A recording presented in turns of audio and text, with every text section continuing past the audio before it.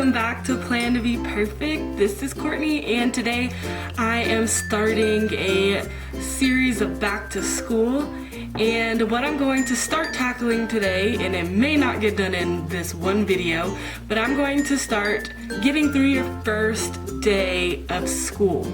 Let me preface this by saying that I've learned everything I know about getting through the first day from two places.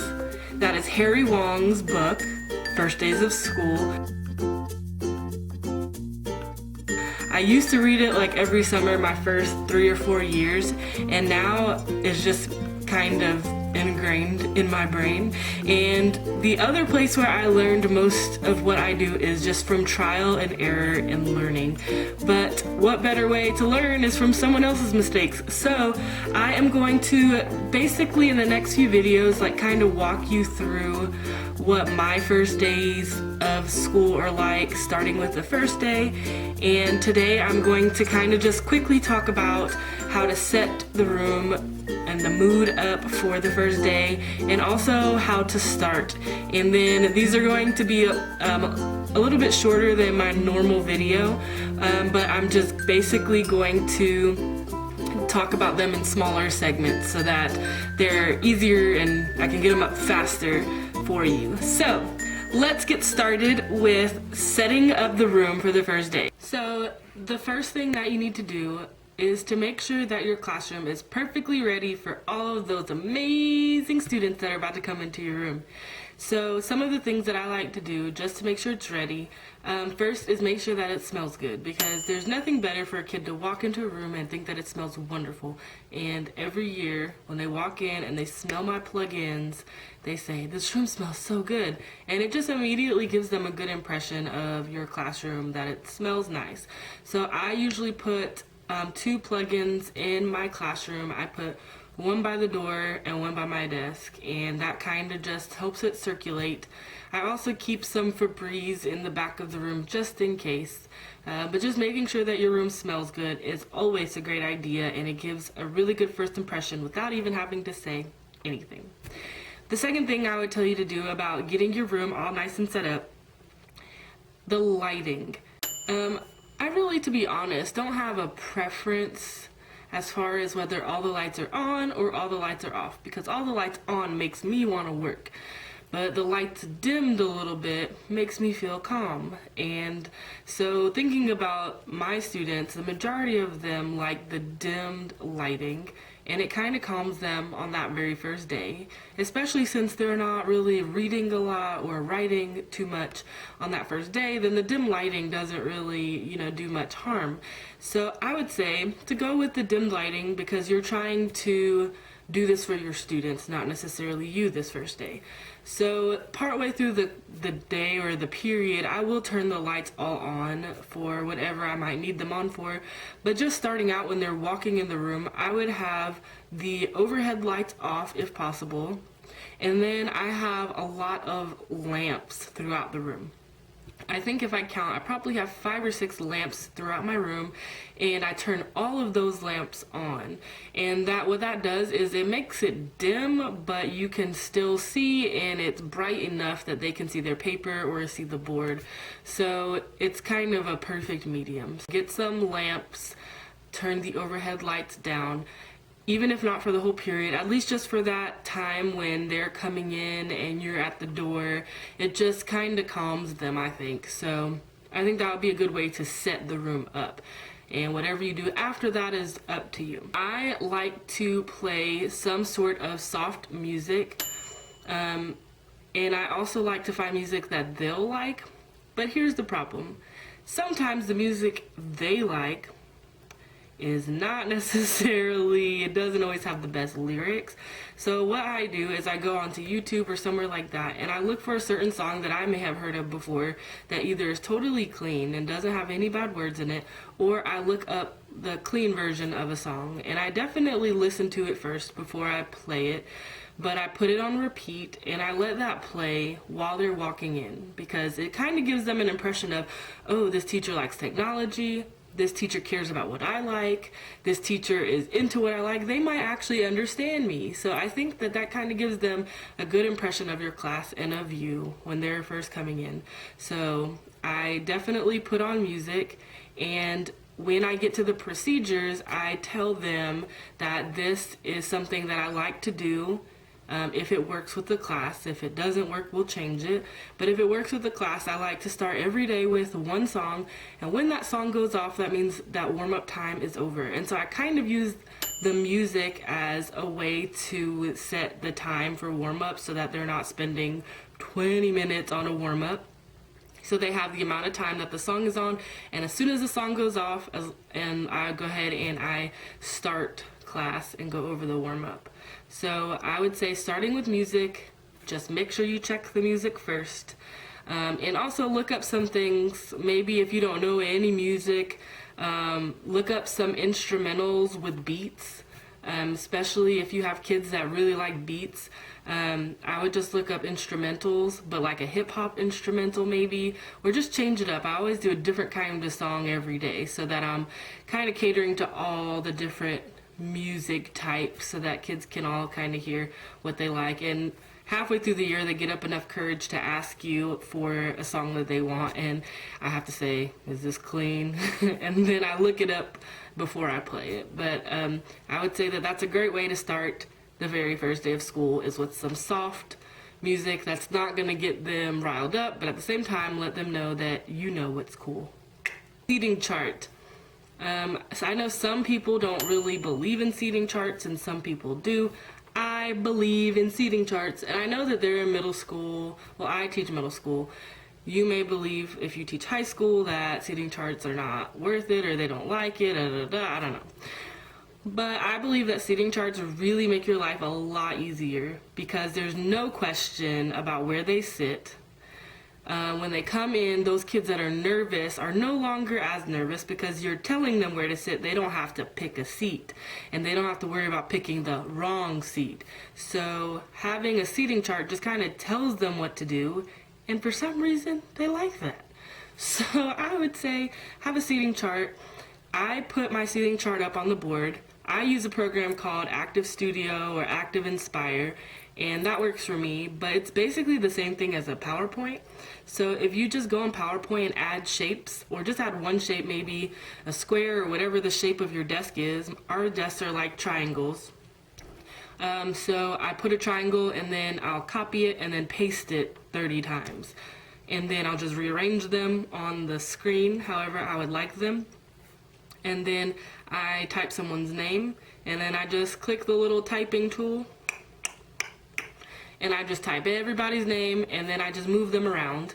And I can do a whole nother video about how I set up my seating chart, but it's usually pretty effective. I usually do boy, girl, and then that way the first day of school, they're kind of nervous anyway, so they're not going to talk too much if you do boy, girl. So that's what I try to do. But I have that seating chart on the board. It's projected onto the board, and I have at the top, like it says front of the room at the top, and then it says teacher's desk at the bottom, so that they can kind of figure out where it is, and then they find their seats. So have your seating chart up. If you decide to do a seating chart another way, other ways I've tried that are not as effective to me, but you can do what you want, but I have tried doing a color system where I'll give them a certain color card and they have to find the desk with the same color on it. That worked because it gave them like some feeling that they could pick their own seat. But at the same time, what would happen is when they saw their friend come in, they would get up and try to find another chair with the same color. And so that didn't keep them permanently in their seat, and I'm at the door, so I can't be right there to always monitor that. So that's why I stopped doing that. Another option is to do numbers, so give them a card with a number on it, and they have to find the matching number. That's all fine and good if you have a class that's going to totally listen to what you say. But in middle school that does not happen, and sometimes they switch cards and they pull a fast one on you. So I just decided not to do that either. So I just put it all on the board. They can't really get away with it because their name is right there. And then when I call roll or I figure out who everyone is, I would figure out if someone's in the wrong seat. So seating chart is a must. Make sure that your desks are nice and clean. I know that our desks are, I guess they're cleaned over the summer. I don't know. I don't know if the janitors clean our desks or not, but I usually clean them when I come in just to make sure they're nice and disinfected. Try to make sure all the gum is off the bottom. I also make sure that my layout is easy for me to get through because I'll be walking around a lot, I say, the first couple days, passing things out, getting to know people. So I try to make sure that the layout is easy enough for me to walk through, but at the same time, it's efficient if I have a big class. So I usually don't do the straight up rows. That takes up way too much room when you have a class of 35. But I try to figure out something that allows me to walk through. It lets them be comfortable. I remember they don't necessarily have lockers the first day of school, so their book bags are everywhere. So I try to keep that into consideration, and I make my seating chart or how I arrange the desks based on those things. I also make sure that my name is printed clearly on the board with my room number and the subject, because every year there's at least one kid that is in the wrong room. So I just do that so that I can tell them, all right, everyone, make sure this is what's on your schedule for this period, because I don't know, I guess they just don't look at it. I'm not really sure, but the bottom line is they need to know they're in the right spot, and it's easier to do that than to have to check every single schedule when they walk in. And then that way when I call roll, it's a lot easier because they've already checked it, so most of them realize they're wrong before I check the roll. Make sure your bulletin boards are nice and bright and cheery, and that was weird, cheery. But I have like a theme every year that I kind of try to stick to that. This year, I don't know if I want to tell you, you might steal it. But this year, I'm just going to tell you, I'm going to trust you. But this year, my theme is subscribe to learning, because I'm trying to incorporate like the flipped classroom a lot more into the room. So subscribed to learning is like my theme.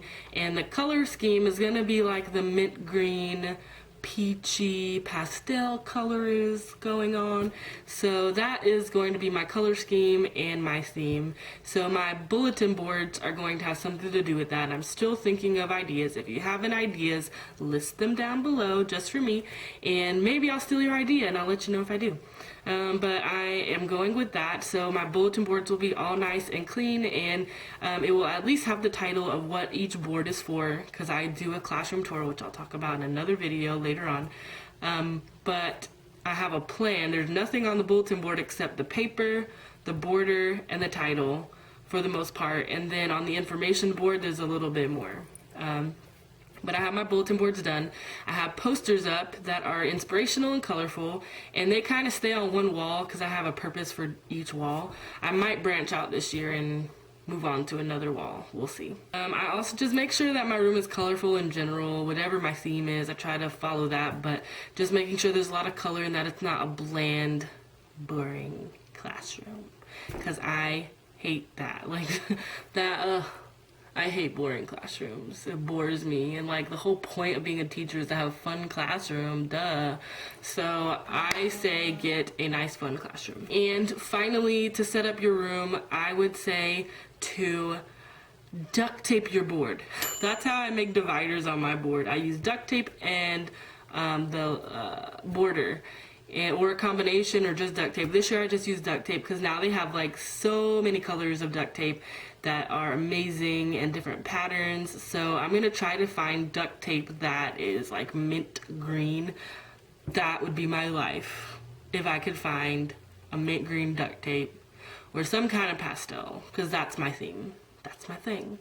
So we're gonna go for that. But I basically do my homework board on the right side and my standards board on the other side of the whiteboard, and I section it off with duct tape, and that brings a big pop to the room, and that's the first thing that they look at. So it's pretty cool if you can put some good color and liveliness up there. If you can't find any duct tape that matches your theme, then try to find a border and you can tape that baby up there too.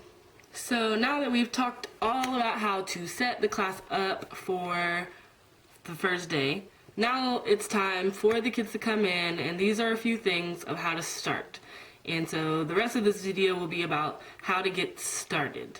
And then there will be another video coming soon that will be about the rest of the period or the rest of the first day. The next thing I would say is to be in the hallway greeting your students.